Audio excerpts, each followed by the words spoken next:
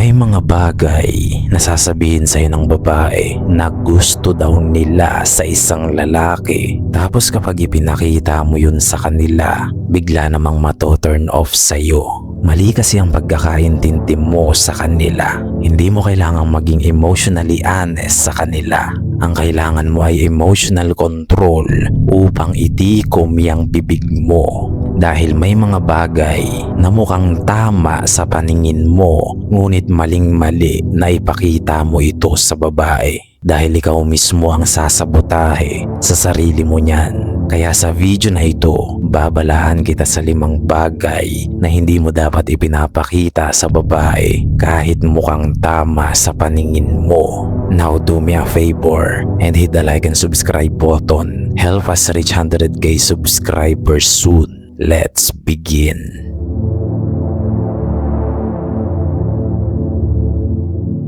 Wag mong ipapakita na desperado ka sa isang babae, lalo na kung gusto mo ang babaeng ito. Because desperation destroys attraction faster than rejection. Naunawaan mo ba yan? Ayaw na ayaw ng mga babae sa lalaking desperado sa tahong. Ang lakas niyan maka-turn off at naaamoy ka nila dyan. At ito ang 3 pangunahing senyales na desperado ka nga. Una, always available. Parang wala kang ibang pinagkakaabalahan na mahalaga sa buhay dahil lagi ka na lang may oras para sa kanya. Turn off yan. Pangalawa, double texting. Kung mas marami kang mag-chat kaysa sa kanya, pagpapakita yan kung gaano ka kadesperado sa atensyon niya. Hindi yan magandang behavior. At pangatlo, rearranging your life for her.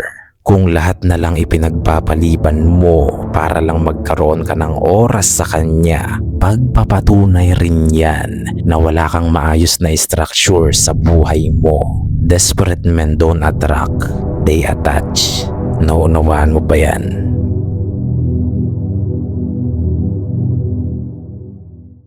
Naalala mo pa ba yung viral video na broke boys don't deserve tahong daw?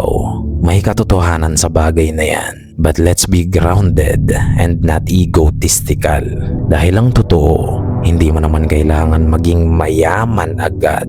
Ngunit kung wala kang direksyon, discipline at vision, yan ang delikado dyan. Because women can tolerate struggle, but they don't respect stagnation. Naunawaan mo ba yan? May mga babaeng sasamahan kang mag-build at umangat. Pero kung ikaw mismo sa sarili mo ayaw nang umasenso, ikaw na ang problema dyan, hindi yung babae. At 3 palatandaan na wala kang direksyon sa buhay. Una, no goals. Wala ka man lang maayos na pangarap. Pangalawa, no consistency. Hindi mo kayang mag-commit sa isang bagay. Ang bilis mong umayaw. At pangatlo, no structure in life. Yung buhay mo sabog-sabog, ang gulo-gulo, halatang wala kang pakialam. Sana tumatak sa'yo ito.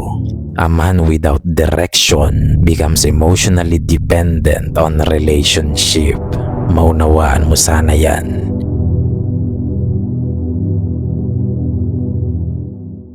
Let's be grounded here. Oo, mahalaga na hindi mo basta-basta ipinapakita ang emotional weakness mo sa babae. Lalo na kung ang babaeng yun ay wala pa sa ganoong level of access sa buhay mo. Anong ibig sabihin yan? Maraming lalaki ang nagto-trauma dumping agad sa una pa lang. Past heartbreaks, insecurities, at emotional chaos. I-open agad nila yan lahat sa babae kahit hindi pa ganoon kalalim ang pagsasama nila. Mararamdaman ngayon ng babae na parang kailangan niya ngayong bitbitin ang mga trauma mo. Emotional baggage. Naunawaan mo ba yan? That's where attraction starts dying. Dahil magiging emotionally vulnerable ka lang sa babae kapag malalim na ang pundasyon niyong dalawa. Naunawaan mo ba yan?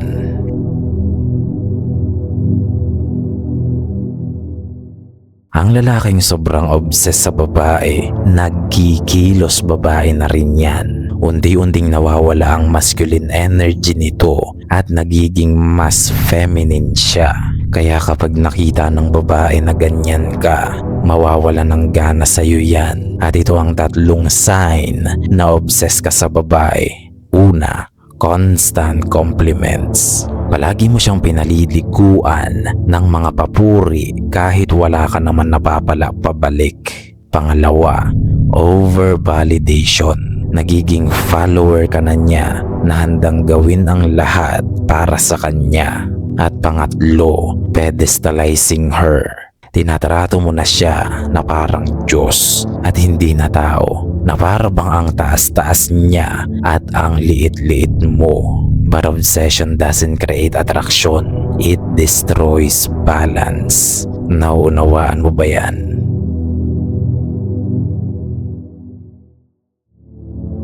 Ito ang pinakamahalaga dyan. Kapag nalaman ng babae na hindi mo kayang mawala siya, magbabago ang trato niyan sa'yo. Huwag na huwag mong ipapakita o ipaparamdam na natatakot kang mawala siya o hindi mo kayang iwanan siya. Nasusundan mo ba yan? Dahil sasamantalahin niya ng maraming babae. They will take advantage of you. They will become disrespectful. They will cross boundaries. And they will stop fearing your absence. Dahil nga, alam naman nilang mag-i-stay ka pa rin kahit anong gawin nila. Kasi nga, takot kang mawala sila. They will behave very badly.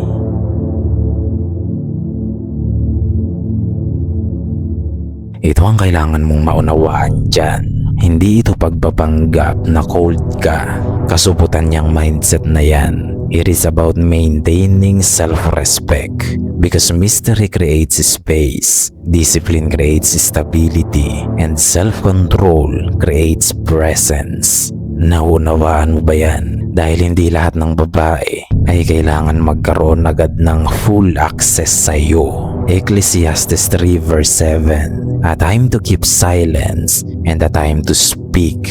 Malinaw ba sa iyo yan? Dahil ang lalaking mabilis maglabas ng mga bagay tungkol sa sarili niya, pagpapatunay yan na mahina ang internal control nito. At isa pa, may mga bagay sa personal mong buhay na hindi lahat ay kailangan magkaroon ng access agad.